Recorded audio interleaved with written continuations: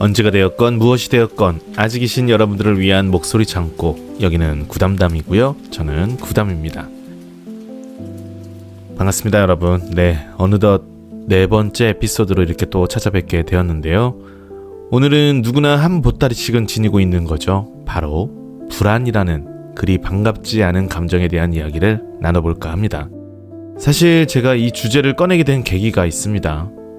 며칠 전에 자려고 누워서 핸드폰을 충전기에 꼽고 이렇게 눈을 감는 순간 참 요 며칠 괜찮다 싶었는데 작은 걱정 덩어리가 머릿속에서 뿅 하고 나타났습니다. 그것이 시작이 되어서 거진 1시간이 넘게 이렇게 머리가 뜨거워지는 것이 느껴질 정도로 온갖 잡생각이 뒤엉키면서 불안감에 시달리게 되었는데요. 이불도 여러 번 뒤척이고 베개도 몇 번을 뒤집어 보았다가 머리도 힘차게 흔들어 보고 침대에서 할 수 있는 건 나름 다 해봤지만 그러면 그럴수록 머릿속 불안이는 더욱더 이렇게 몸짓을 거의 마동석급으로 키워가는 느낌이었습니다. 다행히 해가 뜨는 것을 보진 못하고 언제 잠들었는지도 모르게 겨우 잠들긴 했었는데요. 그래봤자 한 몇 시간이나 잤을라나. 그리고 당연히 수면의 질도 엉망이었기 때문에 눈을 딱 떴을 때 느낌은 이게 잔 건지 만 건지 싶은 참 별로인 하루의 시작이었습니다. 그날 마침 친구랑 약속이 있어서 꾸역꾸역 약속 장소로 나갔는데요. 만난 친구가 누가 봐도 퀭한 저의 모습이 너무 안쓰러웠는지 어제 당최 뭔 일이 있었길래 얼굴이 그 모양이냐며 참 상냥하게 이렇게 물어봤었습니다. 저는 내가 상태가 안 좋긴 한가 보다 하는 생각을 하면서 어제 자려고 눕는 순간 이렇게 불현듯 밀려온 불안감 때문에 잠을 설쳤다 이렇게 말을 했죠. 그랬더니 친구는 심각한 표정으로 나름 도움을 주려고 한 건지 전쟁 난 것도 아니고 뭐가 그렇게나 불안해서 잠을 못 잤냐면서 참 공감 능력이 흘러넘치는 말투로 이어서 물어봐 줬는데요. 근데 그 순간 참 난감하더라고요. 실제로 막상 그때의 불안감의 원인을 명확히 설명하기가 쉽지가 않았습니다. 생각해보면 어젯밤에 그렇게나 심각했던 불안의 요소들이 좀 너무 막연하고 좀 모호했던 것 같기도 하고, 아니면 나는 나름 심각했지만 남이 들으면 정말 아무것도 아닌 별것 아닐 것 같기도 하고 말이죠. 결국 친구의 물음에 야, 말하면 네가 아냐? 라고 밖에 할 수 없었습니다. 친구는 그 말을 듣고 참 한심스럽다는 표정을 지어 주었는데요. 돌이켜 생각해보면 사실 이런 상황이 한두 번만은 아니었던 것 같아요. 분명 특별한 일 없이 무난한 하루를 보냈고 특별한 사건 사고가 없었음에도 자려고 눕는 순간 정말 굳이 어디선가 불안의 요소를 발굴해내서 끙끙대다가 겨우 잠에 들고, 그러고 막상 잠에서 깨면 뭘 그렇게까지 불안해했었나 하는 상황이 은근 있었던 것 같습니다. 여러분들은 어떠신가요? 한 정신건강의학과 연구팀의 최근 조사에 따르면요, 20, 30대의 무려 약 72%가 일주일에 3회 이상 불특정 불안을 경험한다고 합니다. 특히 이게 코로나19 이후로 그 수치가 더욱 증가했다고 하는데요.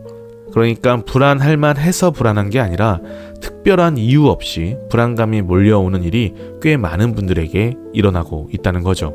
명확한 불안 요소가 있는 것도 물론 힘들지만 이렇게 불명확한 불안 역시 우리를 너무 힘들게 하고 있는데요. 한 정신건강 전문의 이야기를 빌리자면 불안은 마치 자동차의 경고등처럼 우리 몸의 자연스러운 경고 시스템인데 요즘 청년 세대에서 이 경고등이 너무 예민하게 반응하는 상황이 예전보다 많이 늘어났다고 합니다.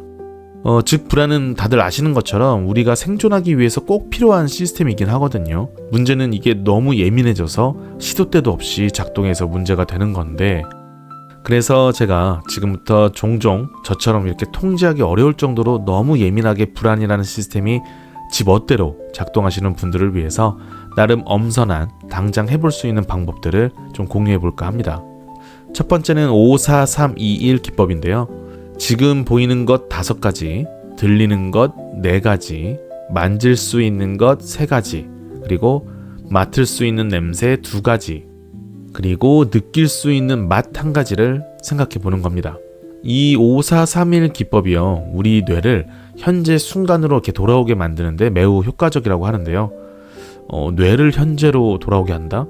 그러니까 지나치게 앞서가서 오지도 않은, 그러니까 심지어 올 가능성이 그리 높지도 않은 그런 미래에 가서 불안에 떨고 있는 우리의 뇌를 당장에 우리 오감에 집중해서 다시 이 현 순간으로 데리고 오는 거죠. 그렇게 옴으로써 불안을 잠재우는 그런 기법이라고 합니다. 두 번째는 불안 일기 쓰기인데요. 불안이 찾아올 때마다 그 순간을 기록하는 겁니다. 시간, 장소, 상황, 그리고 불안의 강도를 마치 자신의 불안을 연구하는 과학자가 된 것처럼 이렇게 기록을 하는 거죠. 이렇게 불안을 객관화하는 것만으로도 불안 증상이 약 40%나 감소할 수 있다고 합니다. 물론 이게 숙제로 쓸 때는 우리 진짜 쓰기 싫은 그런 일기였지만 나 자신을 좀 지키기 위한 용도로서 쓰는 일기는 아마 조금 다르실 거예요.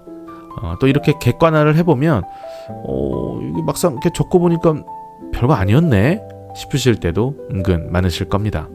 자, 중요한 건 이거는 누구에게 들키지 말고 본인만 볼 수 있게 잘 이렇게 숨겨두는 것도 필요할 것 같아요. 세 번째는 허그 브리딩이라고 하는 호흡법인데요. 마치 자신을 이렇게 포근히 안아주는 것처럼 양팔로 자신을 이렇게 감싸고 4초 동안 숨을 들이마시고 4초 동안 숨을 참았다가 6초 동안 천천히 내쉬는 그런 방법입니다.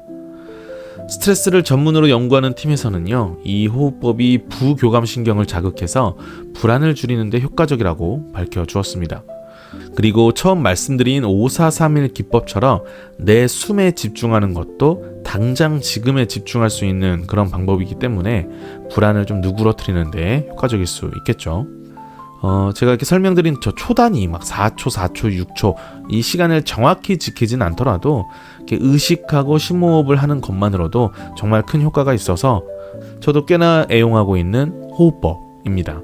막상 또 말씀드리고 나니까 심호흡은 뭐 거의 만병통치약 수준이 아닌가. 네, 그만큼 호흡이 참 중요하다는 거겠죠. 네 번째는 불안 예측 깨기 연습입니다. 불안할 때 우리는 보통 최악의 상황을 상상하게 되잖아요. 그런데 재미있는 연구 결과가 있어요. 한 연구팀에서 사람들의 불안 예측과 실제 결과를 5년간 추적 조사를 했더니 불안했던 일들의 85%는 실제로 일어나지 않았고 실제로 일어난 일들 중 79%는 예상보다 훨씬 수월하게 해결됐다고 합니다. 이런 통계를 아시게 된 만큼 앞으로는 불안이 찾아올 때마다 이렇게 한번 생각해 보시면 좋을 것 같아요. 이 불안감은 내 뇌가 나를 너무 사랑해서 과잉 보호하는 거다. 이렇게요. 다음으로는 특히 이 불안감이 밤에 자주 찾아오는 분들께 추천드리는 방법인데요. 카페인이 없는 따뜻한 차 한 잔을 준비해서 요걸 천천히 호록호록 마시면서 그 온기와 향에 집중해 보는 건데요. 저는 개인적으로 맛도 향도 가격도 비교적 호불호가 거의 없는 보리차 참 좋아합니다. 보리차를 설마 차로 인정 안 하시는 분은 없겠죠. 네. 차의 성분과는 상관없이요, 이렇게 차를 마시는 행위 자체가 코티솔이라고 불리는 그 스트레스 호르몬 있거든요. 그 수치를 낮춰주게 됨으로써 불쑥 찾아오는 불안감을 어느 정도 이렇게 차단하는 데 도움이 된다고 합니다. 하긴 스트레스가 높을수록 이런 불안감이 찾아올 확률이 높으니까 그 스트레스 수치를 좀 낮춰줌으로써 애초에 불안감이 오기 어려운 그런 감정 상태로 좀 만들어두는 그런 거죠. 그리고 마지막으로 이제 말씀드리고 싶은 것은 불안은 파도와 같다는 겁니다. 마치 넓은 바다의 파도처럼 잠시 높아졌다가도 반드시 잔잔해지는 시간이 온다는 거예요. 즉 우리는 불안을 완전히 없애는 것을 목표로 하기보다는 사실 불가능하죠. 완전히 없앤다는 건.